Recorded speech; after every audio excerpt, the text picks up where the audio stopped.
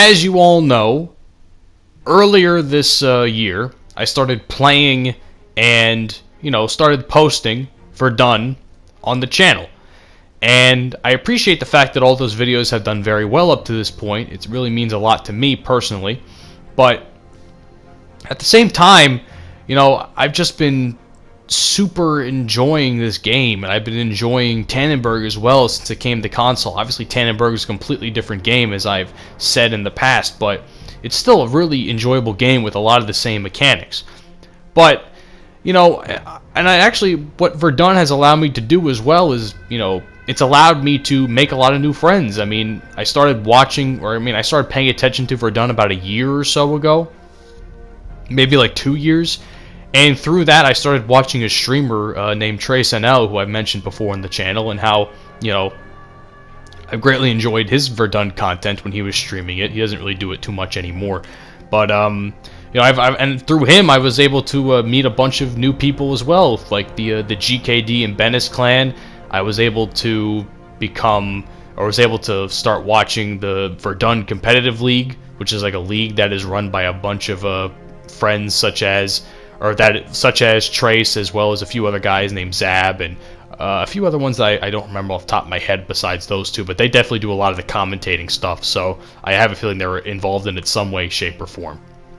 So yeah, I've just been involved with a lot of things with Verdun, and a lot of people in my friends group, like GKD, including Trace and a few other guys, a lot of people sometimes can't even stand this game, because, people have quit the game altogether. Shout out to you, Corv. I know you're going to come back eventually, you son of a bitch. But either way, that's besides the point. For me, since I started playing it on console, I don't even play it on PC. I play it on console, which, to some people, depending on how your feelings are towards the game, is either a good port or it's a really bad one.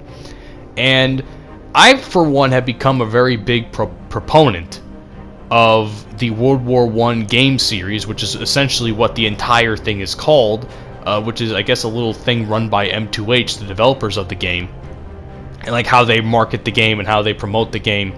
I for one, enjoy it. I enjoy games like this. I enjoy historical war games.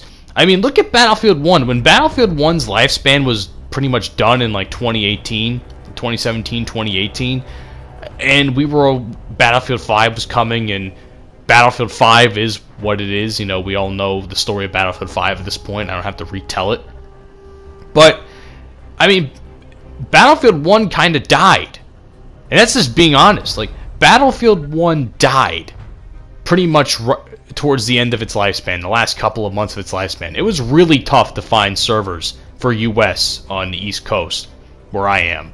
And it was really sad, because I really enjoyed Battlefield 1. It was one of my favorite games I've ever played. I had so much fun playing Battlefield 1, and all the shit I would do with my friends, like Hollow, like Eggy, like Hitman, and Grenade, and all those guys. It remains to be one of my favorite games of all time, despite the issues that game had, And Verdun was a really good,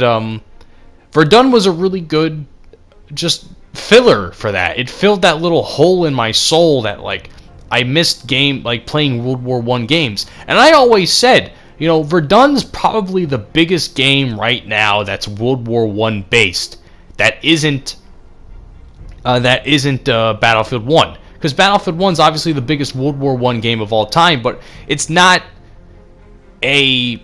for lack of better terms, it's not a historical depiction of the war itself. And that's probably one of its only flaws.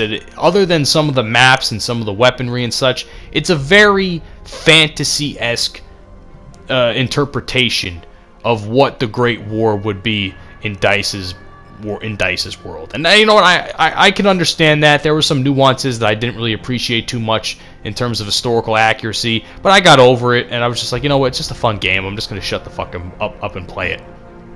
Verdun, on the other hand, as some of my friends like Trace will like to laugh at me, it's probably the most historically accurate game I could find in regards to World War I. There's another World War game out that's in open, or in a early access. I forgot the name of it, but it doesn't really look all that exciting. It looks like a Hell Let Loose, if you know what Hell Let Loose is. It looks like a Hell Let Loose skin or reskin of a World War I game. It just doesn't really, right now, it doesn't really seem all that appealing. It just, you know, the weapons look cool and all that stuff, but compared to what the content Verdun offers, I'm not feeling it too much, you know.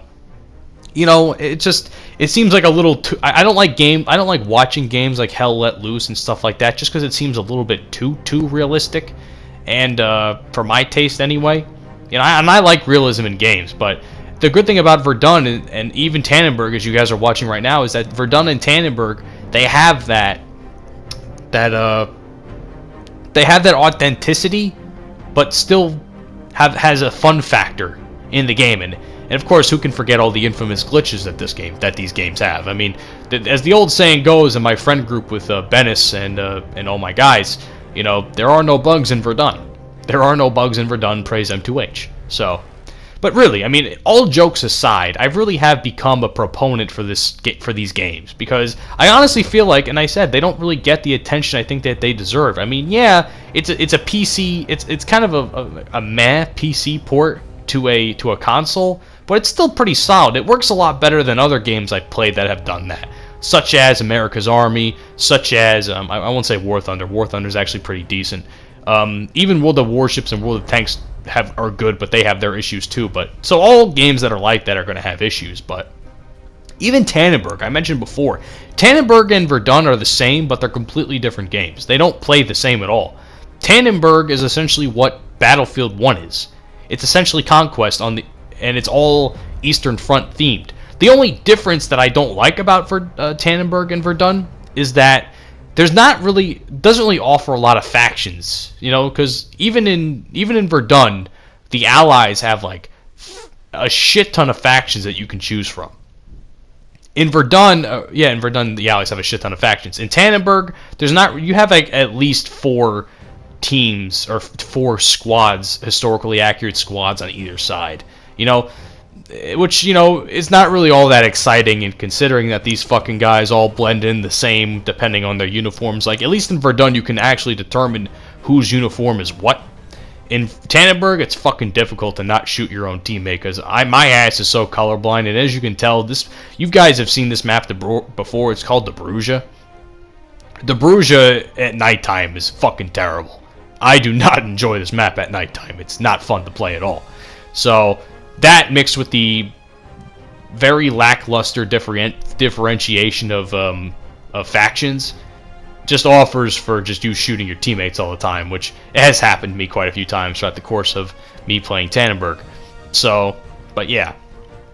But even with all of these flaws, a lot of people can't even find enjoyment out of these games. Like I said, my one friend Trace was telling me a couple of days ago that, you know, he stopped playing this game altogether, like, pretty much, because he played it, he had a difficult time with it, he rage quit. Same thing with Corv. Corv's, as I mentioned earlier in the video, my friend Corv, also part of GKD and Venice, he stopped playing the game years ago because he just didn't enjoy it or whatever, and he said it had a lot of issues and such. I mean, maybe it's just me playing it on console. I don't really notice a lot of these issues that PC has. Maybe it's just PC. The console has a better version, because the only glitches I know about, because I don't know anything about the infamous Dumont wall glitch. I don't know much of anything about under the map glitches. I haven't really experienced all that stuff, to be honest with you, so I can't really attest to what it is. So maybe it's just me, but console has the better version of this. I'll argue that console arguably has the better version of Verdun and Tannenberg. And I'm just being honest. It has a lower player count, which I'm not really a huge fan of.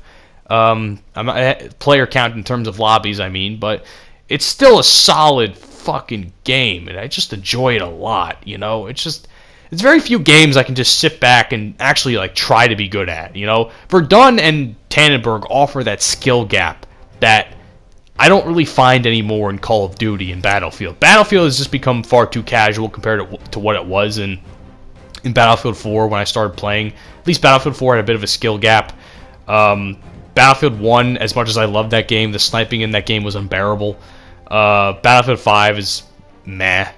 Let's just be honest. We're all just being honest here. It's just a meh game overall.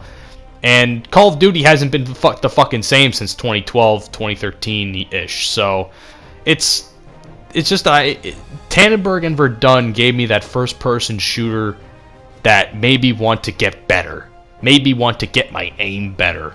You know, because you actually have to try and aim in this game, and especially with the gun sway in Tannenberg, it's tough. It's so tough. And that's why I appreciate these games for what they are. I appreciate the fact that it tests me to be a better player, because if I fucking miss a shot, I'm dead, because either way you're going to get shot. In one shot, you're dead in this game. So, I can appreciate shit like that. I really can. And to cap this video off, man, I just want to say one thing, because I know there's a rumor going around that I've heard that M2H and Blackmill are going to be developing the next game in the World War I series relatively soon, I hear, because they're asking for suggestions on social media. So I'm assuming that means that they're looking for what the next game wants to be. If you ask me, I think it should be the Ottoman Empire and what the war in the Ottoman Empire between the Russians and then the eventually, you know, Lawrence of Arabia and all that shit, and the British and the Gallipoli campaign and such. I think they could do a lot with that, and I think if they wanted to end the World War I series entirely, that would be a great fucking game to end off on what the Ottoman Empire is. So, and then if anything, they can also do Italy eventually. Although I think Italy was mostly fought in the mountains, so I can't really say that would be really exciting gameplay, but who knows? That's all I'm going to say about that. So that's my deal, man. That's really my deal on the World War I series and how I've pretty much become a proponent of it over the course of the last year. You know, Verdun and Tannenberg gave me enjoyment out of quarantine. It gave me a game that I wanted to try and get better at, a game that I wanted to progress in, that I wanted to progress my squads in, that I wanted to play with my friends. A couple of my friends have ended up playing this game with me, and they enjoy it for what it is. You know, it's just a game that I can overall enjoy, despite the issues that it may have on PC or console. You know, so that's kind of my spiel on the whole thing, man. I hope you guys enjoyed that. Let me know what you think down in the comment section below. You can get these games for like $20 on both PS4 and Xbox One, I believe. So if you're into that sort of thing, check it out. I would love to play with more people on this game. I know that much. Anyway, guys, thank you so much for watching. This is Ed0626. Hope you all have a great day, and peace out.